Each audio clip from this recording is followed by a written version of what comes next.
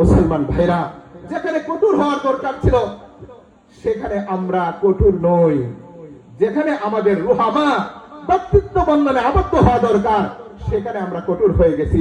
ভাই ভাইয়ের ক্ষেত্রে কঠোর, বন্ধু বন্ধুর ক্ষেত্রে কঠোর, ব্যবসায়ী ব্যবসায়ীর ক্ষেত্রে কঠোর, রাজনৈতিক দল আরেকটা রাজনৈতিক দলের ক্ষেত্রে কঠোর। এটা একটা মুসলিম দেশের কাম্য হতে পারে না।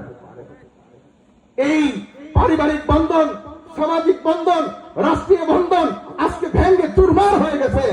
এই ব্যক্তিত্ব বন্ধন না থাকার কারণে যে মুসলমান সাহাবায়ে কেরামের জামাত একজন আরেকজনের জন্য জীবন দিয়েছে, সেই মুসলমান আজকে সামান্য স্বার্থের কারণে, টুকরো স্বার্থের কারণে আরেকজন মানুষের উপর অস্ত্র চালাতে কখনো দ্বিধাবোধ করে না। মুসলমান ভাইরা, যেখানে কঠোর হওয়ার দরকার ছিল সেখানে আমরা কঠোর নই।